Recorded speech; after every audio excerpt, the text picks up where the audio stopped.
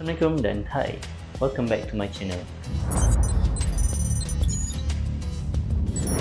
Okay guys, aku tengok dalam media sosial ni banyak sangat orang yang argue dan tanya kenapa lepas vaksin COVID-19 ni masih kena amalkan SOP yang kita ada sekarang ni.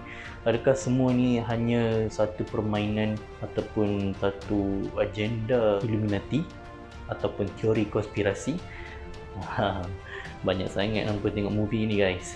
Okay, kenapa kita kena masih mengamalkan SOP ni adalah kerana pertama, kita nak tunggu vaksin tu betul-betul bertindak di dalam badan kita. Sebab bila badan kita nak develop antibody yang memerlukan masa. Tak adalah cucuk terus keluar antibody. Relax dulu guys, dia ambil masa sikit untuk produce antibody ni.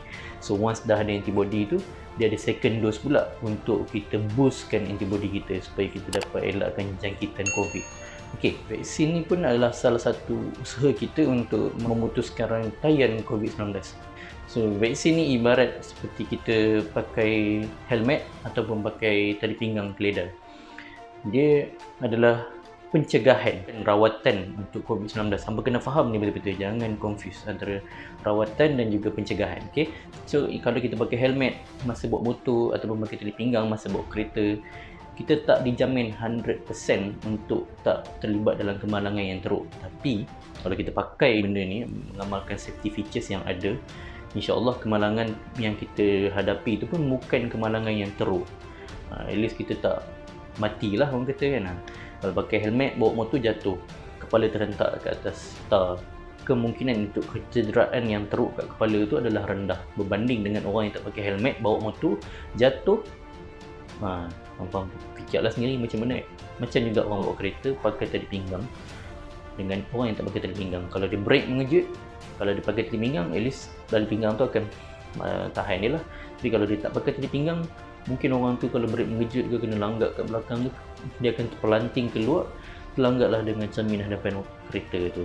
So kita kena faham lah. So vaksin ni ibarat dua benda tu. Dia adalah safety features untuk kita elak daripada keadaan yang lebih teruk. Kamu kena faham, bukan rawatan. Faham tu betul-betul. So yang seterusnya pula ialah kita nak capai herd immunity sekurang-kurangnya 80% daripada populasi dekat Malaysia yang dicucuk oleh vaksin. So katakanlah tak cukup 80%. Herd immunity kita tak dapat nak develop sebab tak semua orang boleh dicucuk oleh vaksin. Contohnya orang yang ada masalah kanser, orang yang ada masalah imun yang rendah. So orang-orang macam ni dia tak boleh terima vaksin. So kita sebagai orang yang boleh menerima vaksin, kita kena terima dan membantu golongan-golongan ni. Kalau kita tak cucuk, siapa lagi nak bantu kan? Okay, so selepas injection vaksin, kita masih perlu mengamalkan SOP juga kerana kita nak tunggu graf kes COVID dekat Malaysia ni menurun. Bila dah kes dah sampai ke sifar atau kosong, sekurang-kurangnya 2 minggu, kosong je sepanjang 2 minggu tu dekat satu Malaysia ni, daripada Perlis sampai ke Johor, daripada Sabah ke Sarawak semua tu dah kosong, dah sifar kes sekurang-kurangnya 2 minggu. Mungkin insyaAllah kita dapat kembali kepada normal asal kita dengan tak perlu pakai mask lagi ke mana-mana, tak perlu nak mengamalkan jarak sosial lagi, tak perlu nak tunggu berbaris kat luar bank lagi. So at least kita dah ada usaha untuk mendapatkan vaksin ni. So kalau kita tak ambil vaksin, kita yang boleh terima vaksin ni tak mahu terima, kita menyusahkan satu Malaysia. So kita kenalah sama-sama membantu. Janganlah berteori konspirasi bagai dengan ada kata yang ada microchip lah, ada yang kata vaksin ni nak untung satu pihak lah, and yada-yada. So vaksin ni dibuat pun dari banyak-banyak company, bukan satu company saja yang produce vaksin. So sekarang ni vaksin yang kita ada sekarang untuk COVID-19 ni, kita ada vaksin daripada Pfizer, BioNTech, kita ada AstraZeneca, banyak lagi lah company-company lain yang banyak kali KKM tunjuk.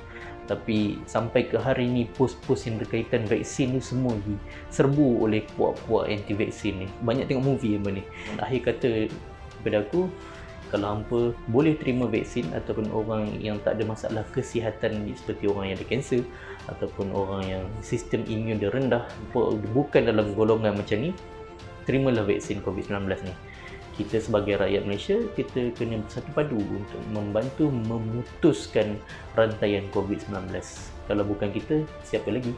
Kalau hampa tak cucuk, kita tak dapat nak capai objektif kita. Mungkin sampai bila-bila kita masih perlu mengamalkan norma baru yang kita ada sekarang ni. Kalau kita dapat memutuskan rantaian COVID-19 dan menjadikan kes sifar dekat Malaysia ni, insya-Allah kita boleh kembali ke normal asal kita sebelum ni, seperti zaman sebelum COVID-19, iaitu tak perlu pakai mask, tak perlu nak mengamalkan jarak fizikal, tak perlu nak tunggu beratur panjang nak masuk ke premis-premis kerajaan sampai kena ada yang makcik-pakcik yang duduk kat luar menunggu turn.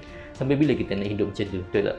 Tapi sebelum sampai ke masa tu, teruskan mengamal SOP, teruskan pakai mask ke mana-mana saja kita pergi, teruskan mengamalkan jarak fizikal 1 meter. Kalau tak perlu, tak payah keluar. Kalau ada apa-apa persoalan ataupun pandangan, boleh komen kat ruang bawah. Jumpa lagi dalam video akan datang. Assalamualaikum warahmatullahi wabarakatuh. Bye-bye.